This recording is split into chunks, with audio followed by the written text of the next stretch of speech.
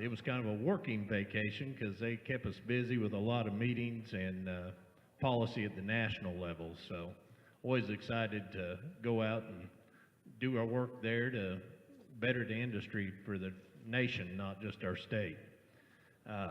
I'm a cow-calf producer down in Bolivar, Polk County. Actually, we farm the farm that my wife's family have had for many, many years.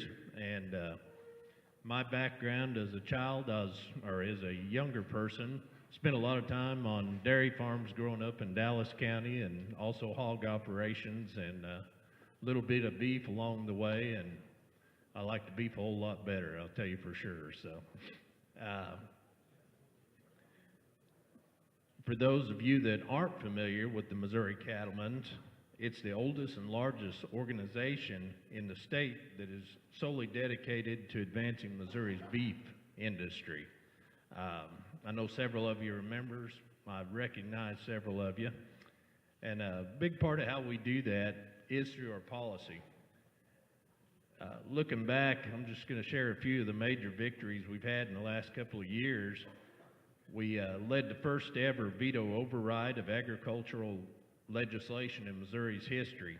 As a result, the first offense of cattle rustling is now a felony. Also, cattle owners cannot be charged with animal abuse and neglect when their cattle get out of the pens. There for a while, the way the old rules were, if your cows got out, that was considered negligence and animal abuse. That's just a couple of things that went on in the last couple of years. We were the only organization that was involved in those two things. And normally the way we do things is try to build a coalition with other agricultural groups so that we have more power, but that one was important and we jumped out in front of it and got it done. Worked with several other organizations to send a clear message to the Humane Society of the United States and Rural Crisis Center and other animal rights extremist groups whenever we enshrined your rights forever to farm in Missouri with the Farming Rights Amendment. That was a huge victory for not just us, but the next generations to come. We led the legislation that increased the livestock hauling limits in this state from 80,000 to 85,500 so that we matched up with the surrounding states. We led legislation to increase protection for farm and ranch families, junior livestock shows, livestock markets, and on down the line. And what we did there was expand the old equine rules to also include all livestock now. So if you've got a sign on your property, this liability sign, which we do have those available, I know there's several outlets for them, that gives you a level of protection against someone coming on your property and being hurt, you know, if they jump in the bullpen or whatever. So Missouri Cattlemen's has plastic or metal signs available for that if you don't already have one. And we work at several levels for property rights, not just at state but at all levels, including the waters of the U.S., which is a big deal. I know you all are probably familiar with that, but basically it wasn't outlined exactly what that covers in the rules from EPA. So it's open-ended to where it could even be just a few raindrops or your rain gutter running across the yard can be considered a water of the U.S. At this point, it is kind of on hold. Missouri was part of the states that did get filed an injunction for, I think there was 13 or 14 states involved in that. So Missouri Cattlemen's was out in front on it, along with several other agricultural groups. Those are some of the highlights in policy, and there's many other things that's going on. Something that was real exciting to me and a real passion of mine is getting young folks involved in our industry.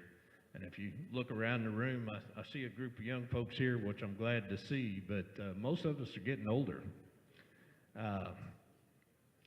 One of the main things we've done is approach several of the universities, and we've now got 4 collegiate groups that are either formed or in the process of finalizing. Those groups, of course, Missouri State University was the first in Springfield. They've done a lot of great things. They've grown their membership.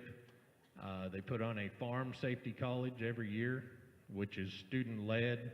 They bring in area FFA students. They've had as many as right at 400 of the high school age FFA students come in for that.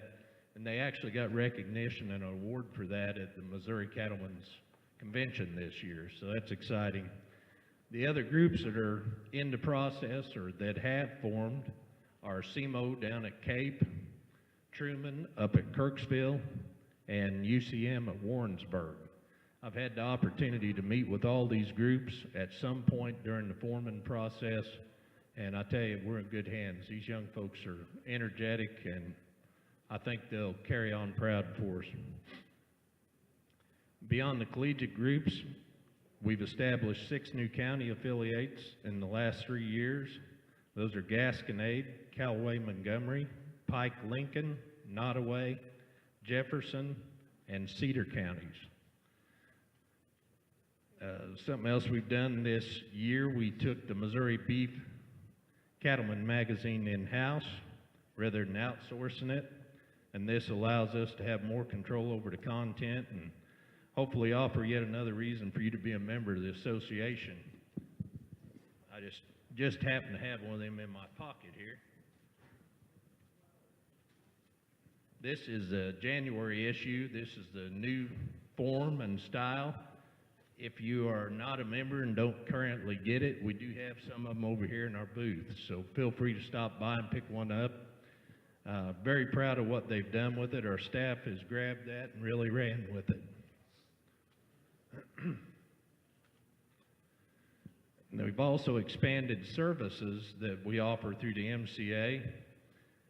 We've become better connected out in the field, doing things with allied industry and the livestock markets, and also managing and working purebred sales. Our strategic solutions department's there to help you if you need any help, advertising, whatever. Wes Tiemann heads that up for us out of the office, doing a great job. Also oversees the magazine. Our annual convention was in January 8th through the 10th. It's a really good time, but we also do all of our business there. A lot of meetings. We have a cattlemen's college. If y'all didn't get a chance to go this year, it'll be in January again next year at Tantera. And that's where our members chart our course. I mean, we have our whole membership gets to vote on policies, and we adopt all the things that guide us throughout the year at that meeting. This year, what's going on policy-wise, and I'll have to say everything is on a fast track at the Capitol this year due to the election year, so you can imagine they're trying to get things done before things get really deep. So only in agriculture is a disaster considered a taxable event, such as the drought event in 2012. I know several of you were involved in that. That was considered taxable income. There's no other industry or other disaster payment that is considered taxable. When FEMA and such comes in after a tornado or any other disaster, that's a non-taxable thing. Arkansas actually got that passed last year, and we're on track. I think we'll get it done this year. So, you know, it happens about every 8 to 10 years that we actually get payment like that. And I know many of you probably in 2012 did collect, and when it was all said and done, it bought you about a bale of hay per head is what mine amounted to, and it took a little more than that to get through. Under the current law, we have another policy out there that we're trying to get through this year, which is to change strict liability to negligent liability.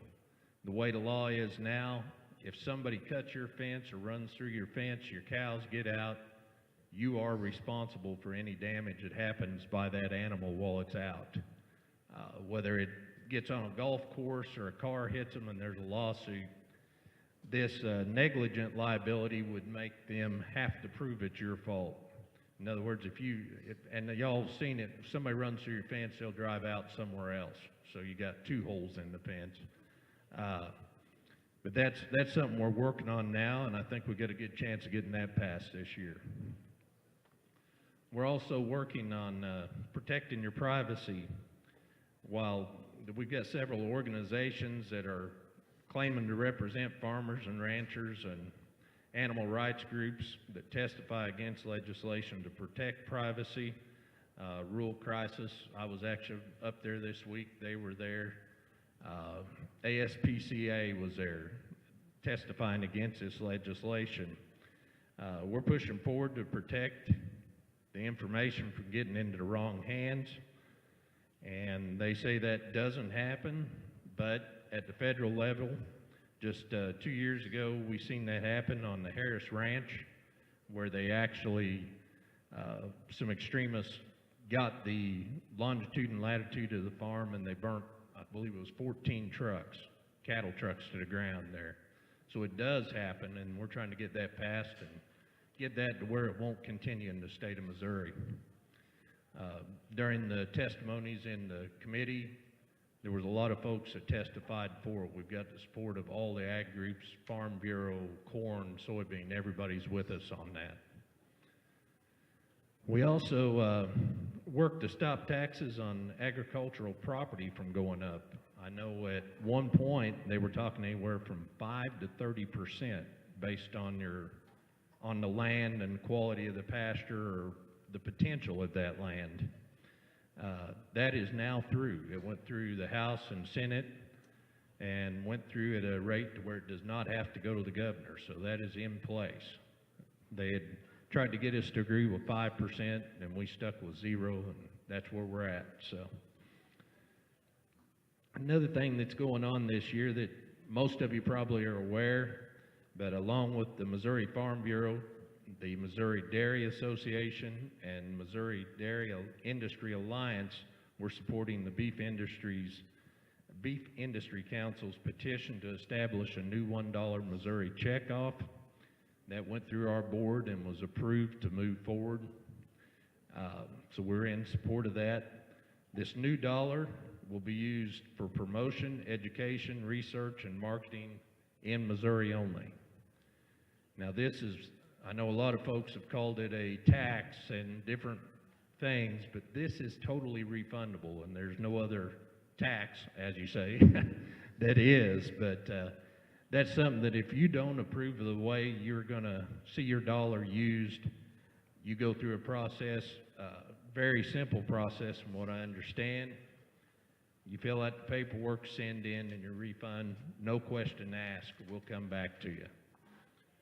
The good thing about that, in my opinion, it's a win-win for the industry, but if it does pass and you choose to take your dollar back, my dollar's still going to be there working for you and promoting our product. I'd be glad to answer any questions on that here in a little bit. We do have the registration forms for that here tonight, or you can register at your FSA office or online. You can go to mocattle.org. There's a link there that'll take you straight to the Missouri Department of Agriculture. Very simple process, take you 2 or 3 minutes to get that done. And if you don't register, you can't vote. So registration closes on March 4th, and the ballots are set to be mailed out on April 4th, and I believe they're due, actually Glenn Cope with the industry councils here tonight, they're due by the 15th, is that correct?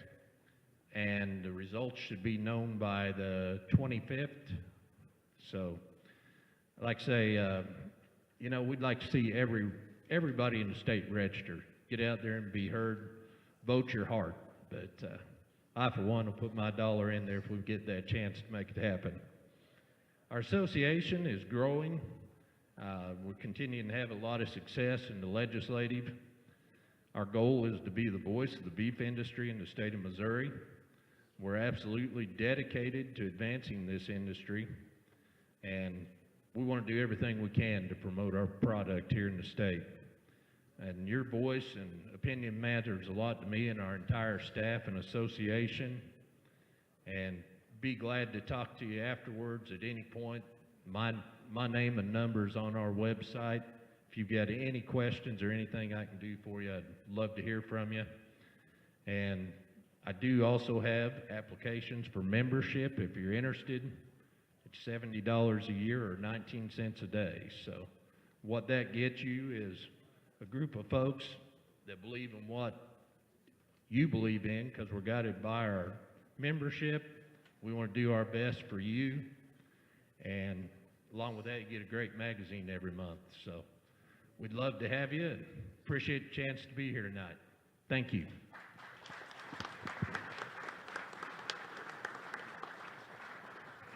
Thanks so much, Keith, and thanks to the Cattlemen's Association.